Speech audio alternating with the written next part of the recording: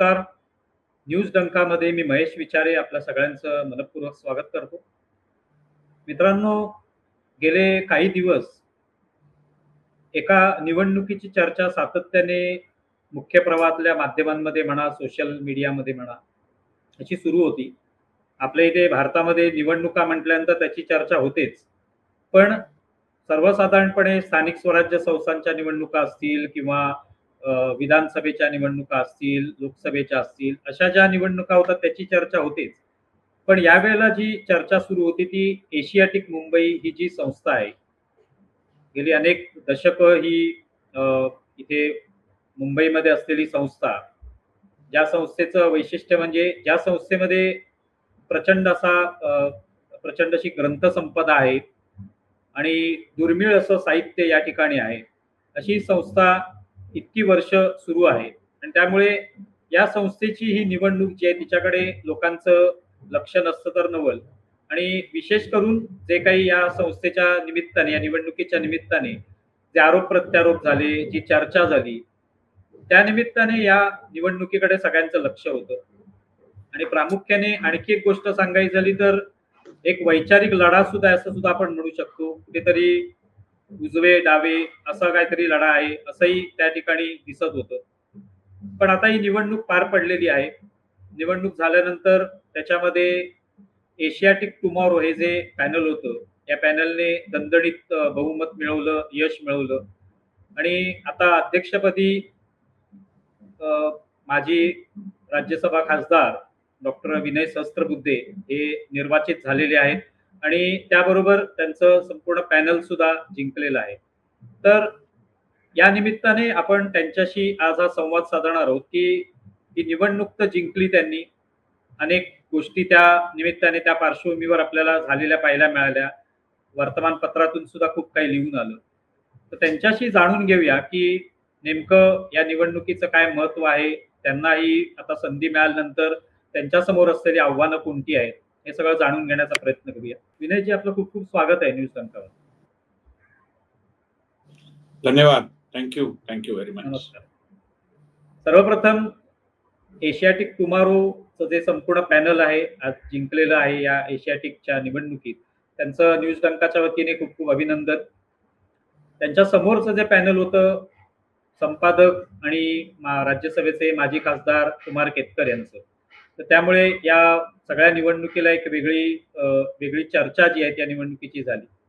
मला पहिला प्रश्न असा विचारायचा आहे की ही जी काही निवडणूक इतकी बहुचर्चित झाली, काय कारण आहे त्याच्या मागचं काय कारण असू शकतं? असं आहे की एशियाटिक सोसायटी ही एक ज्ञान संस्था, नॉलेज इन्स्टिट्यूशन आहे आणि तिथे खूप मोठ्या प्रमाणात संशोधकांचा वावर आहे, अभ्यासकांची ओढबस आहे. त्याला 250 वर्षांचा इतिहास आहे जवळजवळ. तिथे जे काही ग्रंथसंपदा आहे ती खूप मौल्यवान आहे, खूप प्राचीन जुने ग्रंथ आहेत. इतरही अभ्यास सामग्री खूप मोठ्या प्रमाणात आहे आणि त्यामुळे संशोधकांचं तिच्याकडे एक ओढा असणं हे अतिशय स्वाभाविक आहे. तर अशा एका तरुण संशोधकांनी ज्यावेळी हिंदुत्व या विषयावर अभ्यास करण्याकरता त्यांच्या पाठ्यवृत्तीसाठी अर्ज केला, त्यावेळी त्या विषयावरून त्याला संधी नाकारली की हिंदुत्व हा काही विषय अभ्यासाचा होऊ शकत नाही, आम्ही तुम्हाला पाठ्यवृत्ती देऊ शकत नाही.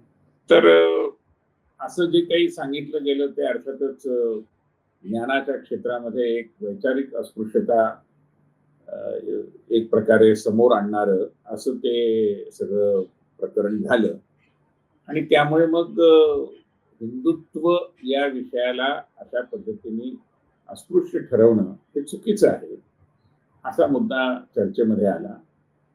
त्यातून एक वैचारिक संघर्ष झाला आणि अनेक मंडळींनी एशियाटिकच्या संदर्भामध्ये निवडणुकीत अधिक सक्रियतेने भाग घेण्याची भूमिका घेतली. त्यातनं सदस्य संख्या वाढली.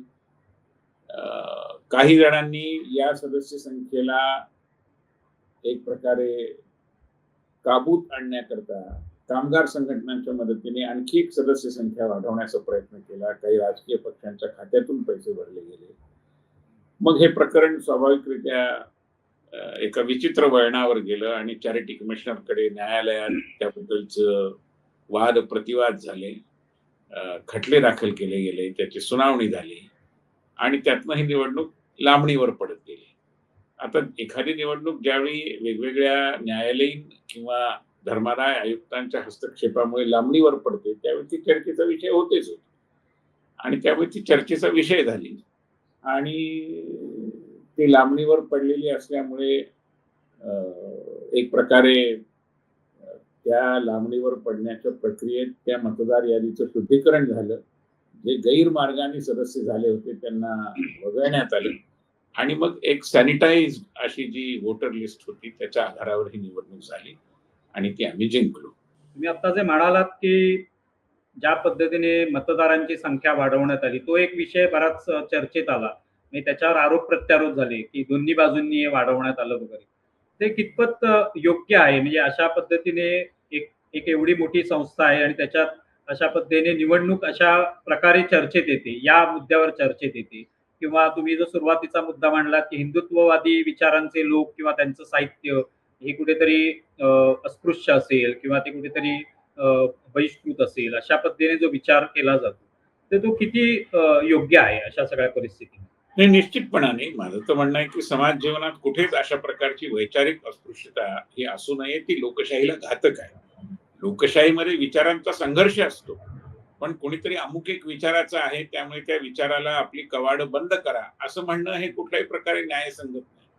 आणि जी विचारधारा ही लोकमान्यतेच्या कसोटीवर खरी उतरलेली आहे, हिंदुत्वाची विचारधारा, त्याला एवढं मोठं जनसमर्थन आहे, त्या विचारधारेला तुम्ही असं खड्यासारखं कसं वगळू शकता आणि तिला संशोधनाचा विषय म्हणून कसं नाकारू शकता, असा एक प्रश्न यातनं स्वाभाविकरित्या उत्पन्न होतो. आणि म्हणून ही वैचारिक अस्पृश्यतेची कास धरणाऱ्यांना या निवडणुकीतून मला असं वाटतं की उचित बोध मिळाला असेल अशी मला आशा आहे. त्यामुळे हा प्रकार जो झाला तो चुकीचाच होता आणि अशा चुका घडू नयेत हाच मतदारांचा सुस्पष्ट संदेश. पण कुठेतरी आता जो तुम्ही मुद्दा मांडलात की हिंदुत्ववादी विचार असतील तर ती संस्था म्हणजे त्या हिंदुत्ववादी विचारांचे लोक जर संस्थेमध्ये आले तर ते कुठेतरी हिंदुत्ववादी विचारांचे लोक हे संस्था कब्जात घेतात. म्हणजे ठराविक विचारधारेच्या लोकांनी फक्त ते कब्जात घ्यायची असं काहीतरी कोणाला सांगायचं हेतू आहे का त्यामागे असं वाटतं? म्हणजे खरं तर कोणत्याही विचारधारेचे लोक असो ते एकत्र असले पाहिजे. नाही, त्यामुळे वैचारिक अस्पृश्यता न मानणाऱ्यांनी सगळ्या संस्था चालवल्या पाहिजे. आज मी रामभाऊ म्हाळगी प्रबोधिनीशी गेली अनेक वर्ष संबंधित आहे, जवळजवळ 40 वर्ष. आणि या संस्थेत आम्ही आमच्या विरोधी विचारांच्या अनेक लोकांना मानाचं पान देऊन व्याख्यानाला निमंत्रित केलेलं आहे, ज्यामध्ये माजी कुलगुरू राम जोशी जे समाजवादी विचाराचे पाईक होते, अनेक डाव्या विचारवंतांची आमच्या संस्थेमध्ये आम्ही व्याख्यानं योजली आहेत. शिवकुमार केतकर जे माझ्या विरोधी पॅनेलचे अध्यक्षपदाचे उमेदवार होते, जे माझे स्नेही आहेत आणि त्यांना देखील आम्ही बोलावलं होतं. दीपक पवार ज्यांनी एक खूप मोठा लेख लिहून एक प्रकारे आमच्या प्रतिपादनावर माझं नाव घेऊन टीका केली. दीपक पवारही आमच्याकडे व्याख्याते म्हणून अनेक वेळा आलेले आहेत. त्यामुळे आमची विचारसरणी, आमची दृष्टी ही वैचारिक अस्पृश्यतेच्या वर उठणारी आहे. मी विद्यार्थी परिषदेत होतो तर आम्ही गप्र प्रधान जे डाव्या आणि समाजवादी विचाराचे होते त्यांना आमच्या अभ्यास वर्गाच्या उद्घाटनाला बोलावलं. त्यामुळे मला असं वाटतं की वैचारिक अस्पृश्यतावादी आणि वैचारिक अस्पृश्यता विरोधी असा संघर्ष होता. त्यात विरोधी विजयी झाले, हे कालसुसंगत आहे, उपयोगी आहे, समाजहिताचं आहे. आता या निमित्ताने विचारायचं वाटतं की आता समोरचं पॅनल पराभूत झालं. स्वतः कुमार केतकर त्यांचे अध्यक्षपदाचे उमेदवार होते. आता त्यांच्या दृष्टीने म्हणजे कदाचित असं लोकांना वाटत असेल की हे जे पराभूत झालेले लोक आहेत ते संस्थेमध्ये आता येतील का? त्यांचं काही योगदान देतील का? त्यांना संधी मिळेल का? किंवा तुम्ही त्या पद्धतीने कितपत खुल्या मनाने नाही, नाही, त्यांचं आम्ही स्वागत करता?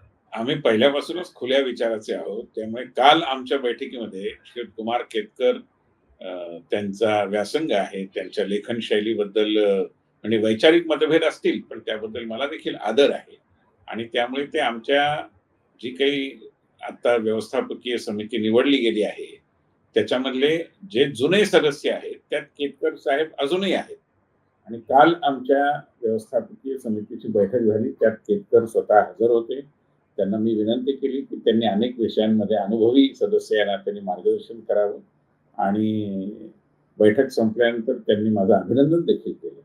त्यामुळे हेच निकोप अशा प्रकारच्या संस्कृतीचं लक्षण आहे आणि आम्ही त्याचेच पुरस्कार. आमच्या रामभाऊ म्हाळगी प्रबोधिनीत विजय तेंडुलकर एकदा आले होते आणि तेंडुलकरांना तिथे आल्यानंतर तिथलं कामकाज बघितल्यानंतर असं जाणवलं जे त्यांनी त्यांच्या भाषणात मांडलं की आता डावं आणि उजवं असं काही राहिलेलं नाही. आमचं हेच मत आहे की अशा कप्पेबंदीतून आपण बाहेर आलो. बरं. बरोबर. आता या संस्थेचा मोठा इतिहास आहे. मी 1804 मध्ये स्थापन झालेली ही संस्था आहे आणि इतक्या वर्षामध्ये अनेक प्रकारची पुस्तकं, ग्रंथसंपदा ही संस्थेकडे आहे. तुम्हाला काय वाटतं म्हणजे ज्यावेळेला तुम्ही या संस्थेचं एकंदरीत विचार करता संस्थेबद्दल, तर काय संस्थेचं महत्त्व आहे आजच्या लेखी? असं आहे की जुन्या संस्था ज्या आहेत अशा प्रकारे 200-200 वर्षाचा ज्यांना इतिहास आहे, ज्यांची संशोधनाची एक पार्श्वभूमी आहे, ज्यांच्याकडे मौल्यवान ग्रंथ खजिना आहे, दुर्मिळ अशा प्रकारचे कागदपत्र आहेत, त्याचं संशोधनाच्या क्षेत्रात एक विलक्षण महत्व आहे, याबद्दल काही शंका नाही. किती आर्टिफिशियल इंटेलिजन्स येऊ द्या, किती नवीन तंत्रज्ञानाच्या भराऱ्या मारण्यासारख्या स्थितीमध्ये आपण येऊ द्या, पण जे जुनं आहे, जे प्राचीन आहे, ज्याचं एक ऐतिहासिक असं मूल्य आहे, त्या सगळ्याकडे आपल्याला पाठ कधीच फिरवता येणार नाही. हा जो आपला एक सनातन प्रवास आहे, त्याच्यामध्ये यासारख्या संस्थांचं एक अतिशय वेगळं असं महत्व आहे. आज आमच्याकडे अनेक पाठ्यवृत्ती देणारे लोक आहेत, त्या पाठ्यवृत्ती घेऊन अभ्यास करणारे लोक आहेत.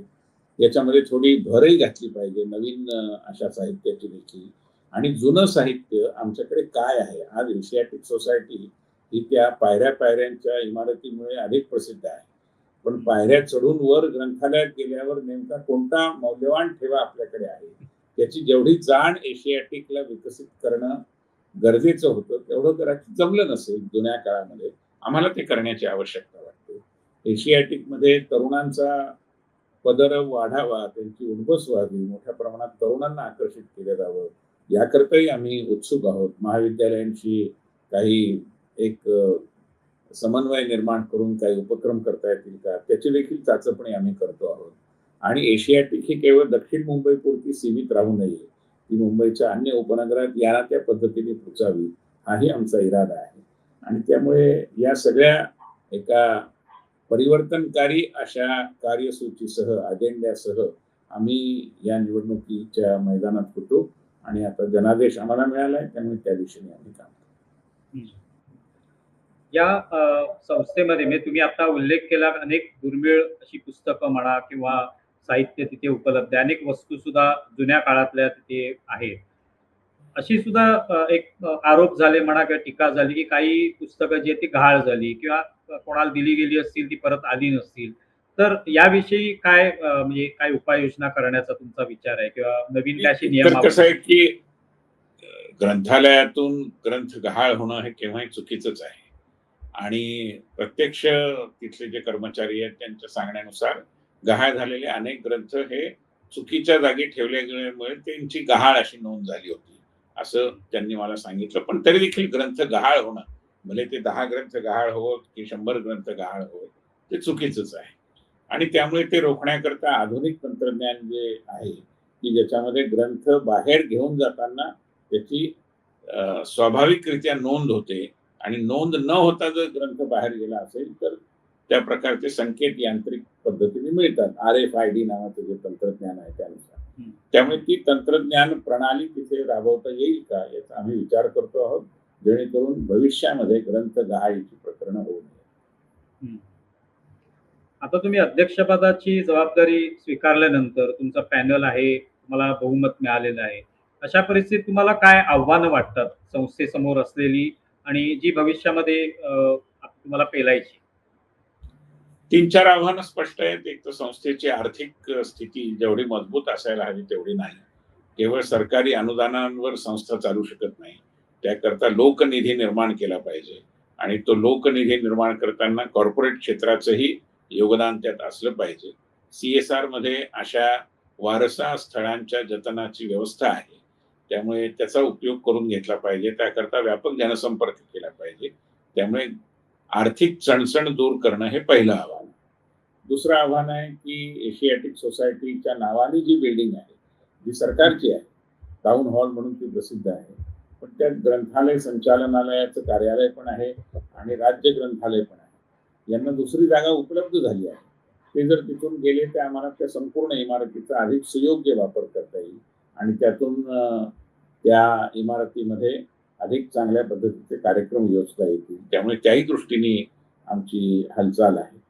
तिसरा भाग आहे तो म्हणजे या संबंध कामामध्ये जे कर्मचारी आहेत त्यांचे अनेक प्रश्न आहेत. त्यांच्यामध्ये कुठे कुठे छोटा मोठा असंतोष आहे, तो दूर करणं आणि एक चांगलं वर्क कल्चर, एक चांगली कार्यसंस्कृती तिथे विकसित करणं, ती लोकाभिमुख आहे. हाही आमच्या समोरचा एक मोठा म्हटलं तर आव्हानात्मक अशा प्रकारचा भाग आहे.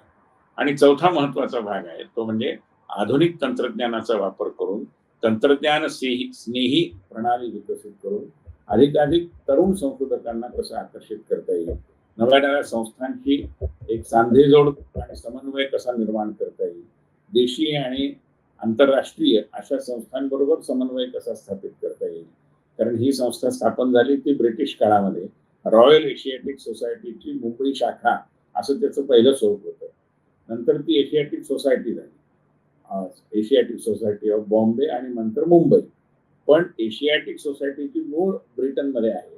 त्यांच्याबरोबरही काही नातं जोडता येईल का? कलकत्त्यात एक दुसरी एशियाटिक सोसायटी आहे, त्यांच्याशी काही संबंध निर्माण करता येतील का? हाही आमच्या समोरच्या कार्यसूचीतला एक महत्वाचा भाग आहे.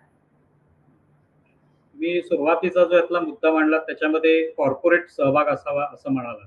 तर हा कॉर्पोरेट सहभाग म्हणजे अर्थातच कोणीतरी त्यात गुंतवणूक करेल, कोणीतरी त्याला मदत करेल आर्थिक. तर याच्यावरनं अनेक जण शंका घेतात, की कोणाला तरी याच्यामध्ये घुसवण्याचा प्रयत्न आहे वगैरे.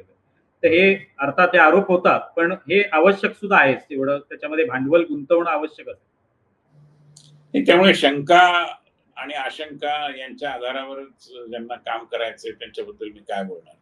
पण या मुंबईमध्ये असे अनेक धनदाते आहेत ज्यांनी आपल्या नाव लावण्याचा आग्रह न धरता देखील अनेक संस्थांना वेगवेगळ्या प्रकारची मदत केली आहे.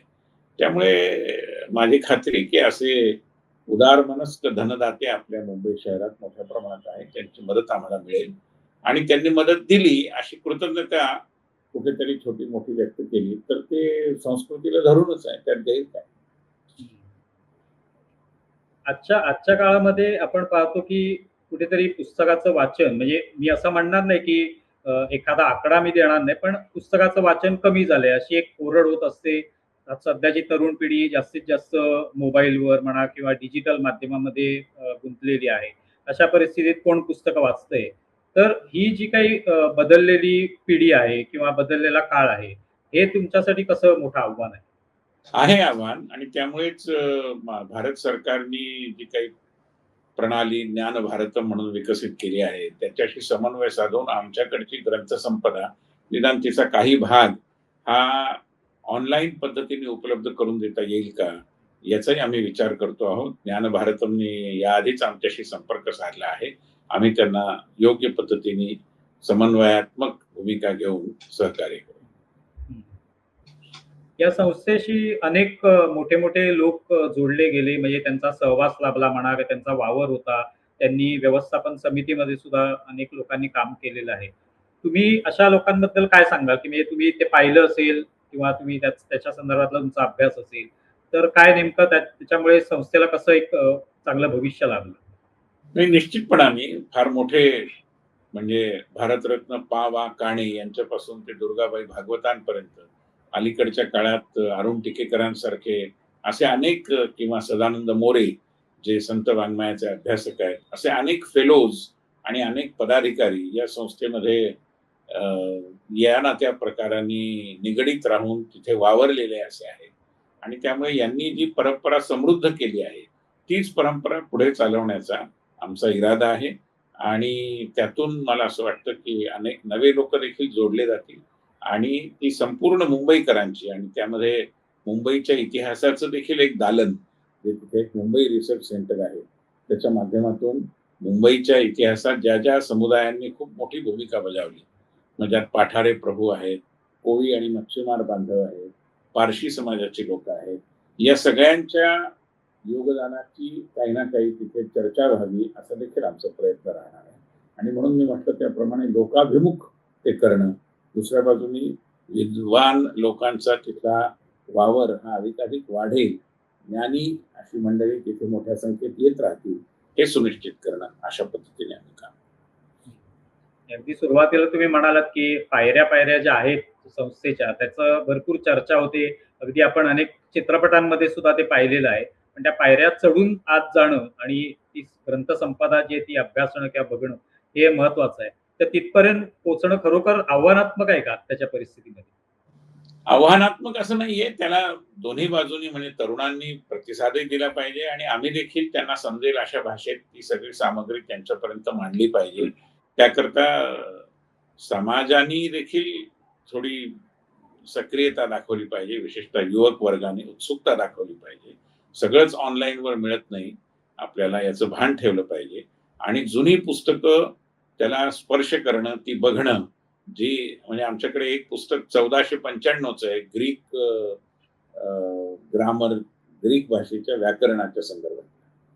त्यामुळे अशी खूप दुर्मिळ संपदा आहे. ही नुसती डोळ्यांनी बघणं हे देखील खूप वेगळा अनुभव देणारं आहे. त्याला हात लावणं, टाइम्स ऑफ इंडियाचे सगळे जुने अंक आमच्याकडे आहेत.